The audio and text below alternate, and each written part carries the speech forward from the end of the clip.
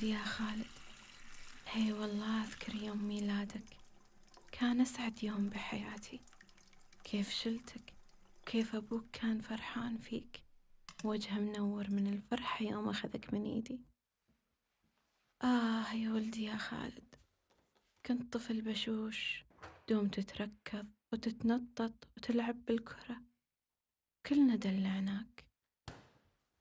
هي صحيح خلودي كان أصغر ولد في العيلة، كنت شاطر في المدرسة ونتايجك زينة، كلنا انتظرناك تدخل الجامعة وتتزوج ونشوف أولادك، كلنا كنا نحلم ونحلم ونحلم. أذكر كان يوم الثلاثاء وأنا توني راجع من المكتب، وخالد توه طالع من البيت بالسيارة مع أخته.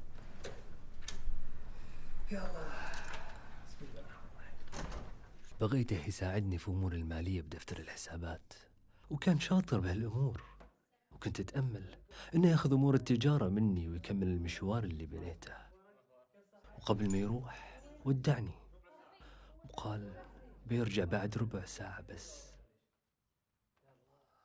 رن التليفون وحسيت الدنيا سودة بعيوني. كانوا على بعد دقائق من البيت، وفجأة طلعت سيارة قدامهم من السكة. خالد حاول يتفاداها، لكن دهورت سيارته ودعم الشجرة. كانت سرعته ما تزيد 50 كيلومتر، لكن قوة الضربة خلت راسه يضرب الزجاج الأمامي، سببت له كسر في مكانين في رقبته، وتهشم جزء من مخه.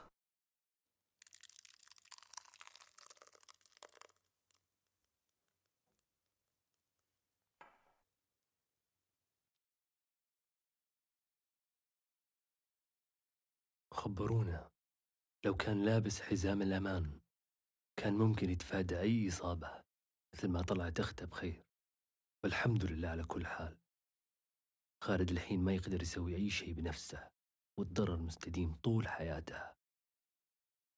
حياتنا ما بتكون أبدا مثل ما كانت، لا الخالد ولا الأمة ولا الأخوان وأخواته ولا العيلة كلها.